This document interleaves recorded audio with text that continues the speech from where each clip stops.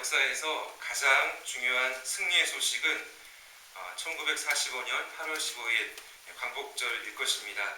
그 일제의 항복으로 독립이 된 날 우리나라 역사가 전환점을 이루어서 바뀌었지요. 그래서 지금까지도 우리나라는 이렇게 정말 좋은 나라 이렇게 이뤄가고 있습니다.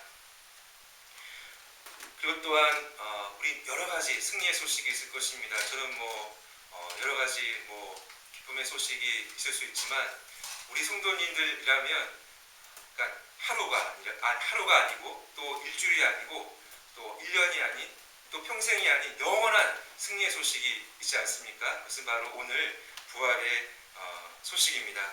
예수님께서 부활하신 이 소식이야말로 우리 하나님 나라의 역사에 있어서 영원한 승리의 소식이고 우리 하나님 나라의 백성의 구원을 또 확증하는, 물론 구약 성도들도 그 약속을, 구원의 약속을 바라보며 믿음으로 구원받았지만 그 구원 약속이 성취된 바로 그 십자가의 죽으심과 부활은 우리에게 영원한 생명과 구원의 성취와 또 이제 완성을 바라보게 하셨습니다. 그러므로 이 부활의 소식이야말로 하루가 아니고 또 일주일이 아니고 또 어떻게 보면은 역사적인 어떤 그 흐름에서 10년, 20년, 100년이 아니고 영원한 그러한 승리의 소식인 줄로 믿습니다.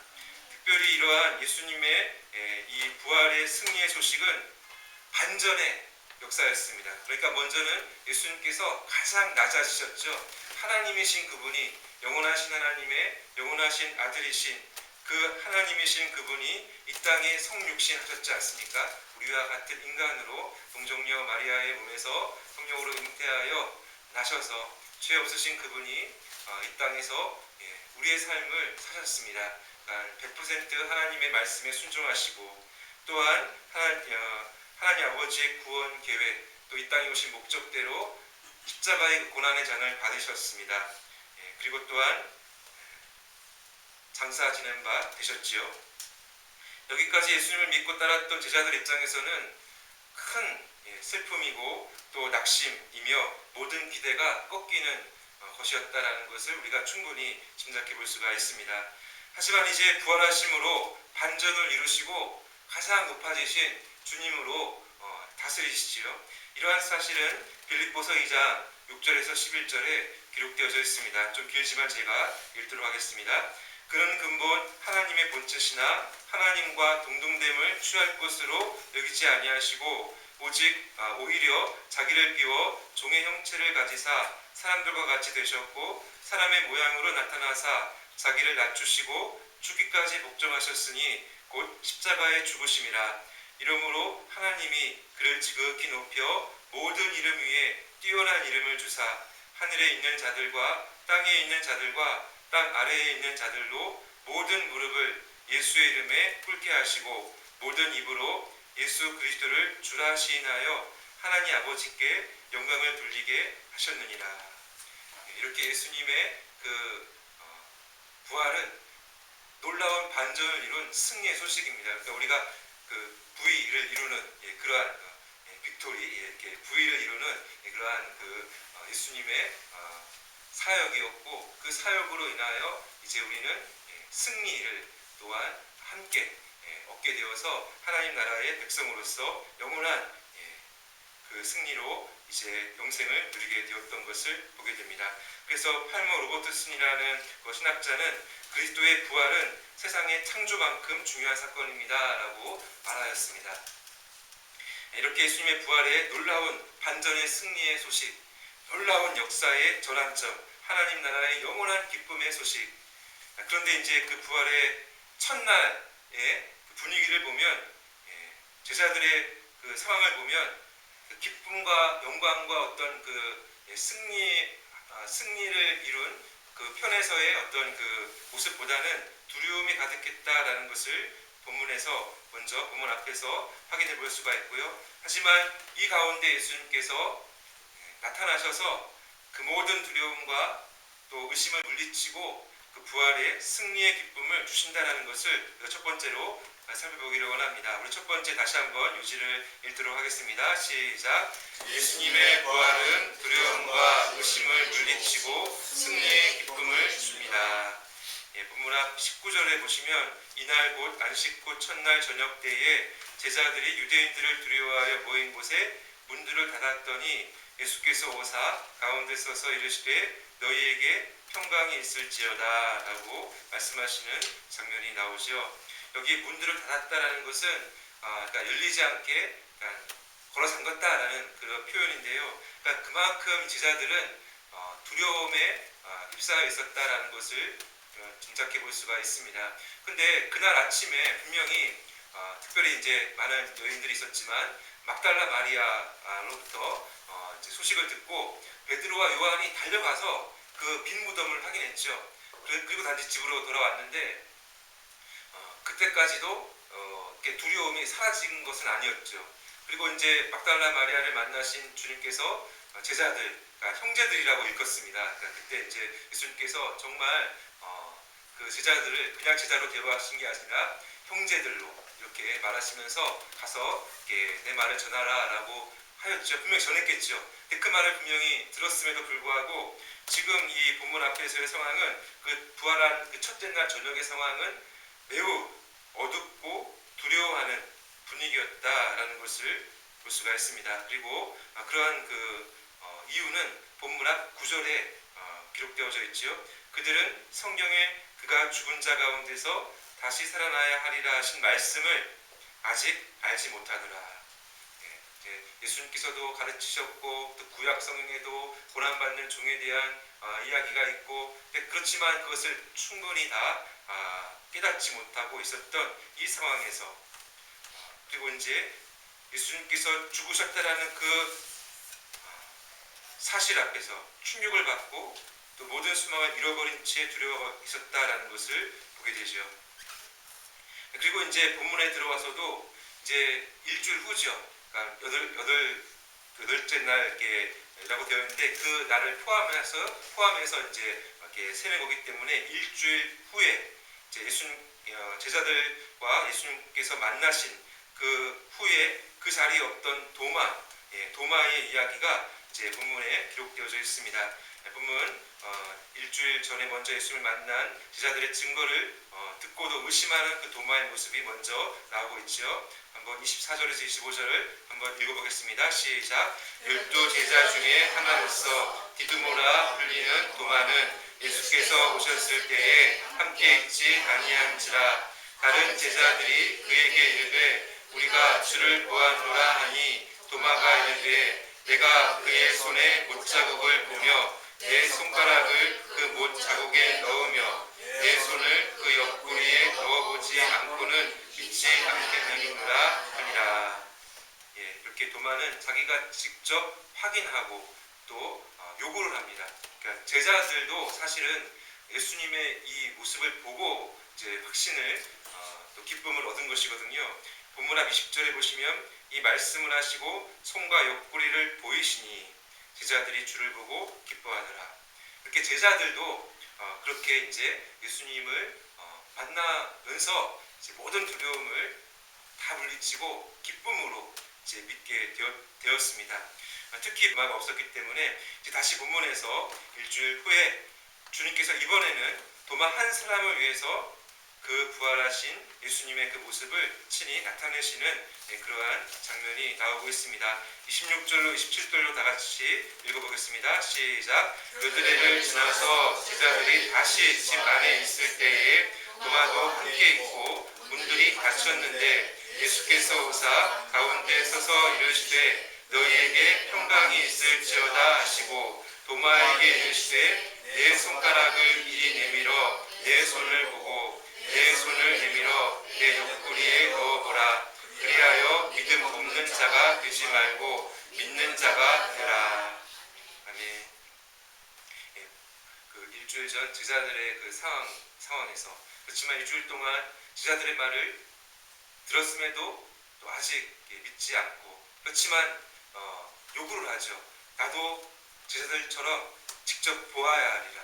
또 그 모든 것을 확인해 보아야 하리라 라고 하는 이 도마에게 주님께서 똑같은 상황에서 나타나셔서 이제 믿음 없는 자가 되지 말고 믿는 자가 되어라 라고 말씀을 하십니다. 그러니까 가룟 유다 이제 빼고 이제 11 제자가 모두 이제 주님의 부활의 증인으로 이렇게 세워지는 이 장면이 본문에 기록되어져 있고요. 뿐만 아니라 예수님께서는 본문 이후로도 제자들을 다시 갈릴리 바닷가에서 만나시면서 그들에게 사명을 회복시키시고 그리고 또 그들을 사랑으로 온전히 회복시켜 주시는 것을 보게 됩니다. 이것은 다음 주에 우리가 살펴볼 텐데요. 그리고 또한 우리가 성경의 그 기록을 보면 40일간 계십니다. 그러니까 승천하시기 전에 40일간 계시면서 다른 또 형제들도 만나시지만 특별히 이제 500여 형제들 고린도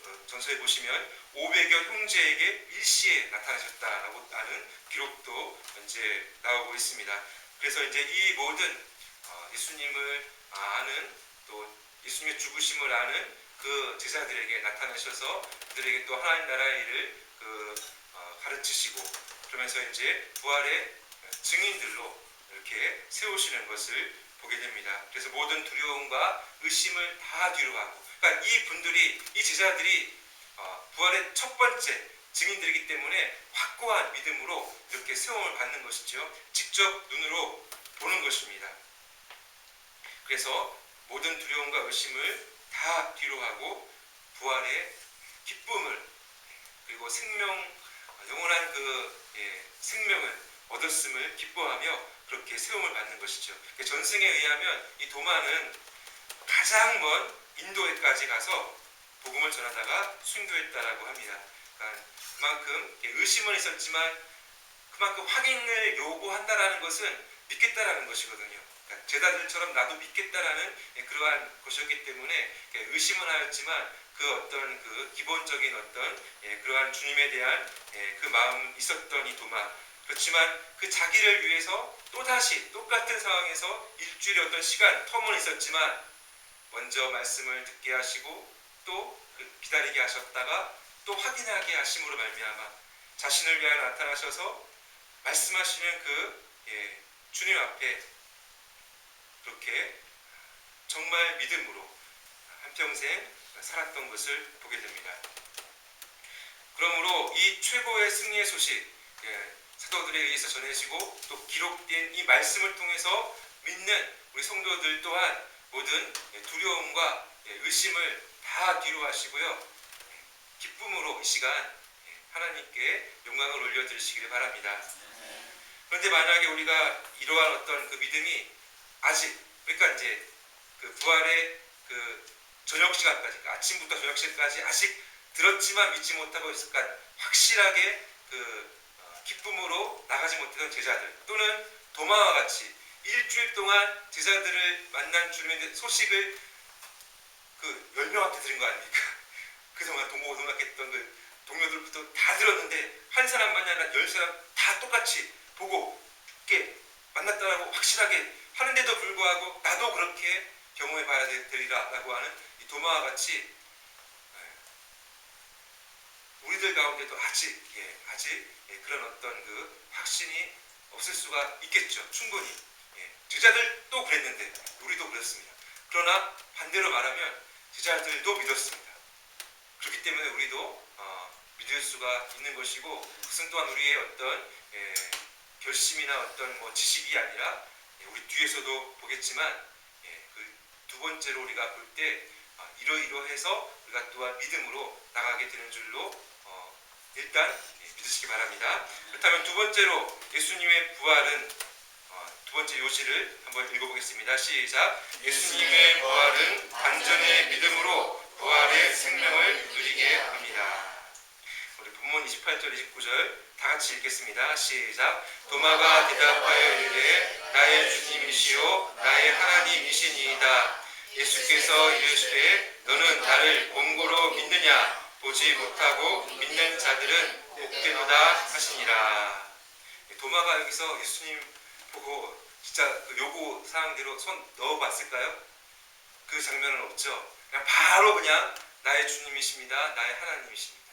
여기에는 전제가 있는데 예수님께서 그리스도이심을 고백하는 것입니다. 그러니까 하나님께서 보내신 구원자이심을, 그리고 그래서 그분이 십자가에 달려 죽으시고 부활하심으로 그 구원의 약속을 다 성취하실 분이심을 믿습니다라는 그 전제가 있고요. 그리고 어떤 것이 고백되어지냐면은 예수님이야말로 하나님이십니다. 그러니까 높아지신 그 빌립보서의 말씀처럼 가장 높으신 그 주님이시고 또 하나님이십니다.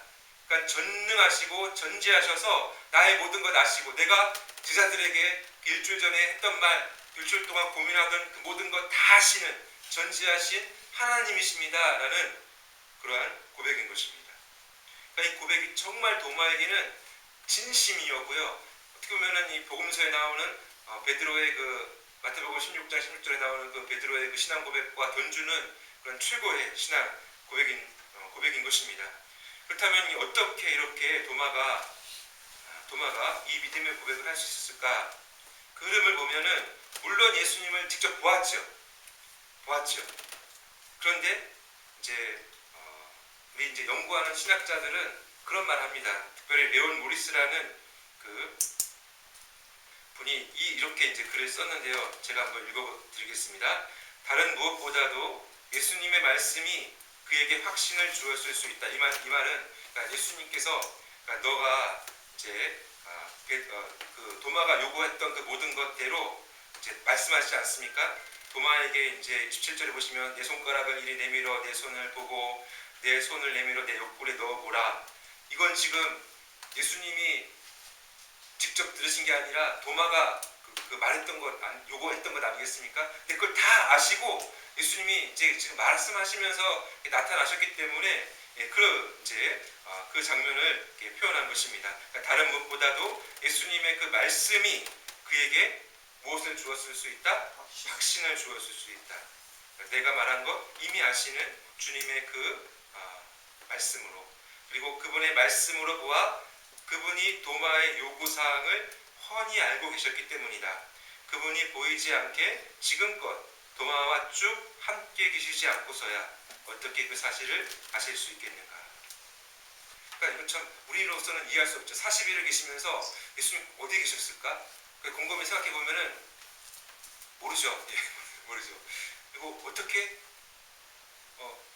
그러니까 문들을 닫았는데, 잠궈놨는데 벽을 뚫고 오신 것 아니겠습니까?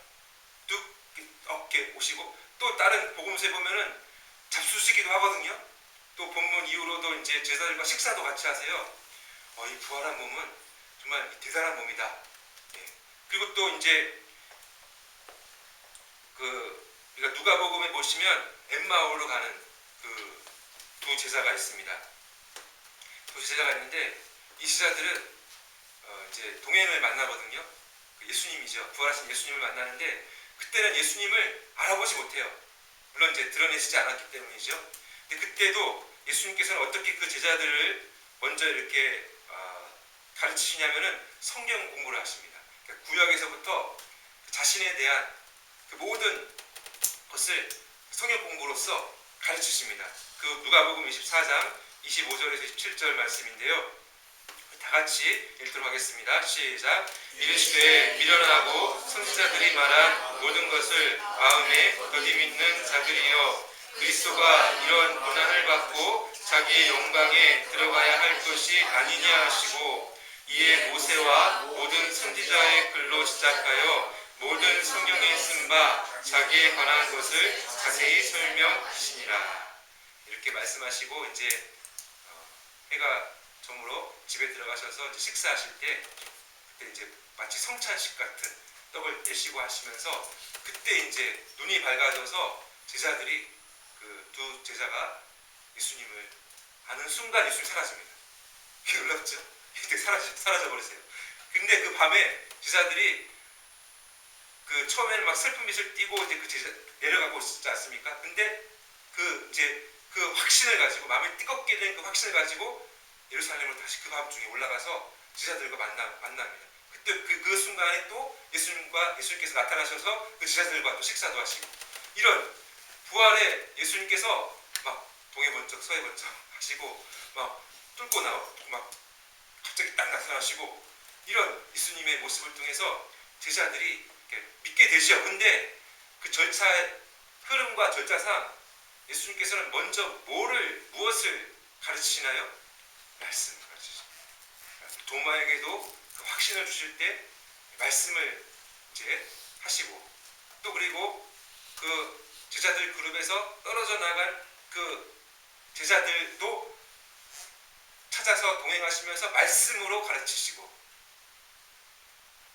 그리고 이후로도 예수님께서는 사도들에 의해서 기록된 이 말씀, 사도의 가르침을 통해서 이제 사도시대 이후로 예수님을 눈으로 보지 않은 그 세대 가운데서는 하나님의 말씀으로 이제 이렇게 이 부활의 말씀을 통해서, 그리고 성령님의 역사를 통해서 믿음으로 이렇게 부활의 생명을 얻게 하십니다. 그 말씀이 바로 31절에 기록되어져 있지요. 다 같이 읽겠습니다. 시작. 오직 이것을 기록함은 너희로 예수께서 하나님의 아들 그리스도이심을 믿게 하려 함이요, 또 너희로 믿고 그 이름을 힘입어 생명을 얻게 하려 함이니라. 아멘. 또 이 말씀이 우리에게 성경 66권은 하나님의 감동으로 이제 성경 저자들에 의해서 유기적으로 기록되어서 우리에게 전달된, 영감된 하나님의 말씀이죠. 그래서 이 말씀을 통해서 우리는 오늘날에도 계속해서 이 말씀을 듣고 믿음으로 이제 이 생명을 얻습니다. 이 생명은 구원이며 영생이며 또 부활의 생명인 것입니다, 여러분.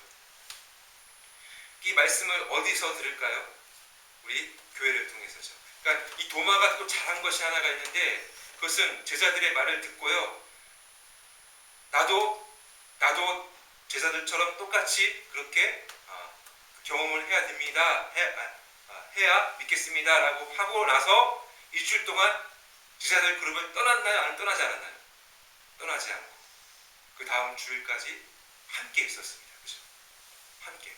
그리고 그 자리에 주님께서 나타나셔서 말씀으로 확신을 주셨죠. 마찬가지로 오늘날에도 이 말씀이 선포되는 곳에 여러분이 있으셔야 됩니다. 그러니까 초신자라면은 믿음을 갖기 위하여, 또 기존에 믿으셨던 분들이라면 계속 그 믿음을 굳건하게 하기 위하여, 여러분, 제가 말씀드린 것은 이제 다 들은 말입니다. 그러니까 제가 뭐 독창적으로 개발한 그런 게 아니라 다 들은 것인데, 우리 선배님들 그런 말씀하십니다. 3번 연속 빠지시면 믿음이 어떻게 될까요? 잠수함을 타게 됩니다. 한 번 웃으셨는데 그렇습니다, 여러분. 그러니까 계속 주일에 또는 주중에 한 번 더 참석하심으로 이렇게 믿음을 굳건하게 하시고, 이 부활 생명을 누린다는 것은요, 그냥 우리가 장차 구원받는다, 장차 영생을 누린다, 또는 주님과 함께 또 부활한 몸으로 주님과 똑같은 그런 부활의 첫 열매 되신 주님과 같은 몸으로 우리가 이제 부활하게 될 것이다라는 것을 장래 소망하는 것도 있지만, 지금 여기서 이미 이루어진 그 생명을 누리고 이제 하나님 나라 백성으로 살아가는 것, 그 삶을, 그 기쁨을 누리는 것, 그것이 다 포함되기 때문에 우리는 믿음을 가지고 이 부활의 생명을, 우리 생명이 주어진 이 역사의 시간 속에서 충분히 우리에게 주어진 사명도 감당하며 충만한 삶을 살아갈 수가 있는 것입니다, 여러분. 이제 말씀을 정리하며 적용하도록 하겠습니다. 우리 다 함께 고린도전서 15장 57절로 58절을 읽도록 하겠습니다. 시작. 우리 주 예수 그리스도로 말미암아 우리에게 승리를 주시는 하나님께 감사하노니, 그러므로 내 사랑하는 형제들아, 변실하며 흔들리지 말고 항상 주의 일에 더욱 힘쓰는 자들이 되라. 이는 너희 수고가 주 안에서 헛되지 않은 줄 압니다. 고린도전서 15장은 대표적인 부활장이죠. 그래서 부활절마다 목사님들이 설교하시면서 이 고린도전서 15장 거의 많은 그 설교 본문으로 삼으시고요. 그리고 마지막 부분에서 꼭 적용하실 때는 이 말씀이 나옵니다. 그러므로 그리스도로 말미암아 우리에게 승리를 주신다. 그러니까 예수님의 그 승리는 우리의 승리입니다. 그러니까 예수님 편에 우리가 믿음으로 연합되었기 때문에 예수님께서 이미 이루신 그 승리는 우리의 승리입니다. 이 말이 이제 무슨 말인지 좀 쉽게 설명을 해드리면, 우리가 이제 보통 그 스포츠 경기를 보면 본 경기를 못 보다가 하이라이트 영상을 보지 않습니까? 우리가 속한, 또 우리가 응원하는 팀이 있습니다. 그러면 축구라든지 야구라든지 우리 팀이 이겼다라고 하면은 그 이긴 경기를 또 보고 싶지 않습니까? 그러면 하이라이트로 못 본 경기를 봅니다. 그러면 그 경기를 볼 때 막 초반에 막 점수를 막 먹어서 이제 지겠다라고 해갖고 막 손에 땀을 쥐게 됩니까? 아니죠. 이미 이긴 경기이기 때문에 끝까지 여유롭게 보면서 이제 그렇죠. 그것처럼 이미 승리하신 그리스도 안에 있는, 믿음으로 그리스도 안에 있는 성도는 일생 동안 결국은 모든 것이 합력하여 선을 이룹니다. 그러니까 우리에게 당면하는 여러 가지 고난과 어려움과 고통도 이게 초반에 점수를 많이 먹는다 할지라도, 심지어 야구 점수로는 9회 말 투아웃 뭐 10대 빵이라 할지라도, 예수 그리스도 안에 있는 자들은 비록 이 땅에서의 뭐 생명까지 빼앗긴다 할지라도 이미 부활 생명을 가진 사람이기 때문에 그 부활의 생명으로 이 땅에서도 승리하지만 영원한 승리가 보장되어서 우리의 삶으로 결국은 하나님의 영광을 올려 드리게 되어 있다는 것입니다. 그렇기 때문에 본문은 하나님께 감사하노니라고 합니다. 우리 일생을 감사하노니. 그리고 두 번째로 적용할 것은 헛되지 않다라는 것입니다. 우리의 삶이 결코 헛되지 않다라는 것입니다. 그러니까 주의 일에 더욱 힘쓰는 자들이 되어라 라고 하는데, 이 주의 일은 단순히 예배드리고 뭐 전도하고 이런 것뿐만이 아니라 우리 일상 그리고 또 우리에게 주어진 어떤 모든 일 가운데 믿음으로 하나님의 영광을 위해서 먹든지 마시든지 무엇을 하든지 다 하나님의 영광을 위해서 살아가는 그 모든 것을 말합니다. 그러니까 그 삶을 우리가 게으르지 않고 또는 포기하지 않고 살아간다면 그 일상은 결코 헛되지 않다라고 주님 말씀하시는 것입니다. 제가 이제 인터넷 글에서 한번 포온 글인데 한번 읽어보고 마무리하도록 하겠습니다.